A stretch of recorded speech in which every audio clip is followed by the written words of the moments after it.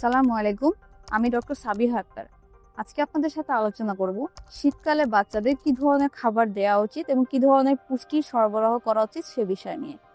আপনারা ঠিকই বলেন, বাচ্চাদের এই সময় শীতকালে এত বেশি ঠান্ডা, জ্বর, কাশি হয় যে মায়েরা সবসময় একটা দুশ্চিন্তায় থাকে যে বাচ্চাকে কি দিলে সে একটু সুস্থ থাকবে।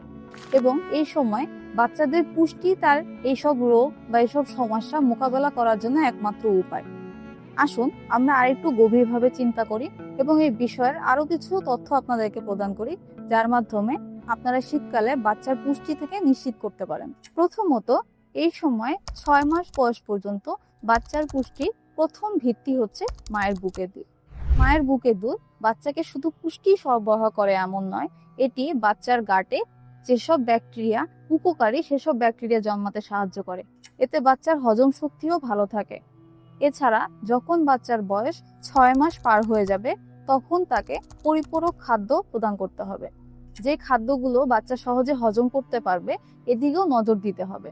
বাচ্চার খাবার হতে হবে নরম এবং মিহি, যাতে সে সহজে হজম করতে পারে এবং তার পেটে কোনো সমস্যা না হয়। বাচ্চা যখন খাবার সহজে হজম করতে পারবে তখন সে খাবার থেকে ভিটামিন এবং মিনারেলসগুলো সহজে বাচ্চার শরীরে অ্যাবজর্ব করতে পারবে। এ কারণে বাচ্চার খাবার হইতে হবে মিনারেলস এবং পুষ্টিযুক্ত। প্রত্যেকটি দানা যেন তাকে বরাবর প্রয়োজনীয় সকল পুষ্টি প্রদান করতে পারে।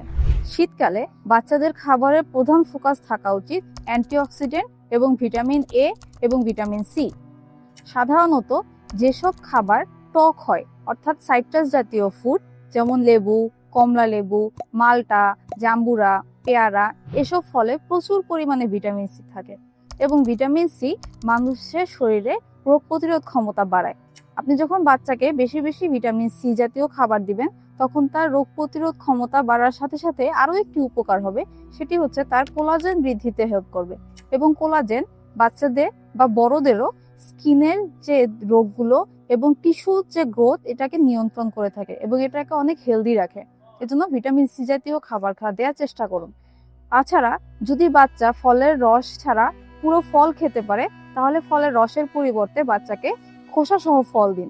ফলের যে খোসা এটিতে থাকে প্রচুর পরিমাণে ফাইবার, এটি বাচ্চার অন্ত্রকে সুস্থ রাখে এবং এটি হজমও সাহায্য করে। আরেকটি গুরুত্বপূর্ণ ভিটামিন হচ্ছে ভিটামিন এ, যা সাধারণত আমরা রঙিন সবজি এবং রঙিন ফলমূলে পেয়ে থাকি, যেমন মিষ্টি কুমড়া, টমেটো, গাজর এগুলো। এই জাতীয় সবজিতে বিটা ক্যারোটিন থাকে, যা বাচ্চাদের শরীরে ভিটামিন এ সাপ্লাই দিয়ে থাকে। ভিটামিন এ বাচ্চাদের চোখের দীপ্তি বাড়াতে সাহায্য করে। এর বিটা ক্যারোটিন বাচ্চাদের রোগ প্রতিরোধ ক্ষমতা বাড়ায় এবং ভিটামিন এ সাপ্লাই বডিতে রোগ প্রতিরোধ সুরক্ষার সাথে সাথে বাচ্চাদের হজমও সাহায্য করে থাকে। সাধারণত সেই সবজিগুলো বাচ্চাদেরকে সেদ্ধ করে না দিয়ে স্টিম করে খেতে দিলে এর ভিটামিনগুলো অক্ষুণ্ণ থাকে এবং অতিরিক্ত তাপে এই ভিটামিনগুলো নষ্ট হয়ে যায় না। এছাড়া ভিটামিন ই বাচ্চাদের বা বড়দের শ্বাসনালীর যে মিউকাস মেমব্রেন থাকে, যা ভিতরের স্তর, এটিকে শক্তিশালী করে। এতে করে যে কোনো ধরনের ভাইরাস বা ব্যাকটেরিয়া বাচ্চাদের শরীরে প্রবেশ করতে পারে না এবং যে কোনো সময় নিউমোনিয়া সংক্রমণ থেকে বাচ্চাদেরকে প্রতিরোধ করে। শীতকালে আরো দুটি খাবার উপাদান বাচ্চাদের জন্য গুরুত্বপূর্ণ। তার মধ্যে একটি হচ্ছে প্রোটিন আর একটি হচ্ছে ওমেগা 3 ফ্যাটি অ্যাসিড। সাধারণত আবহাওয়া যখন অনেক ঠান্ডা থাকে তখন শিশুকে অভ্যন্তরীণভাবে উষ্ণ রাখতে এবং শিশুর মস্তিষ্কের বিকাশে এই দুটি খুবই গুরুত্বপূর্ণ। সাধারণত প্রোটিনের উৎসের জন্য বাচ্চাদের খাবারে নিয়মিত ডিম, দুধ, মাছ, মাংস এগুলো রাখুন।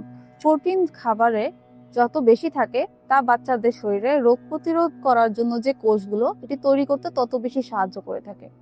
এছাড়া ওমেগা 3 ফ্যাটি অ্যাসিড আরেকটি গুরুত্বপূর্ণ উপাদান, যেটি পাওয়া যায় ফ্যাটি ফিশে এবং যে কোনো ধরনের কড লিভার অয়েলে।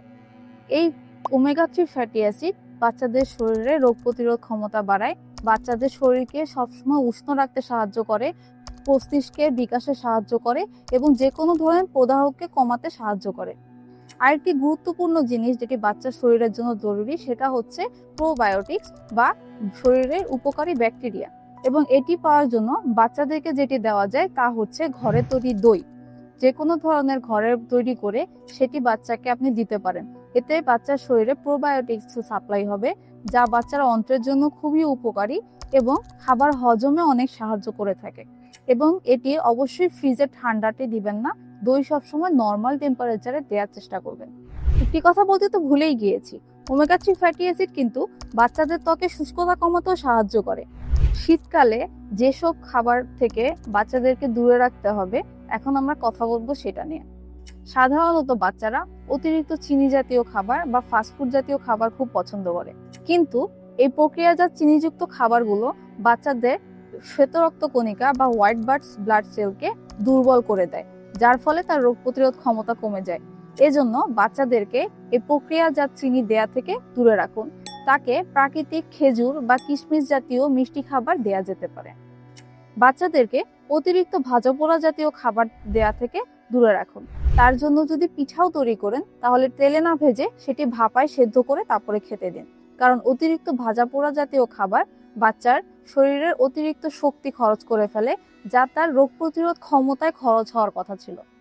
আরেকটি গুরুত্বপূর্ণ জিনিস, বাচ্চারা আইসক্রিম খেতে খুব পছন্দ করে বা ঠান্ডা জাতীয় খাবার ফ্রিজ থেকে সরাসরি খেয়ে ফেলতে চায়। বাচ্চাদেরকে আইসক্রিম বা ফ্রিজের ঠান্ডা পানি বা দুধ থেকে দূরে রাখুন।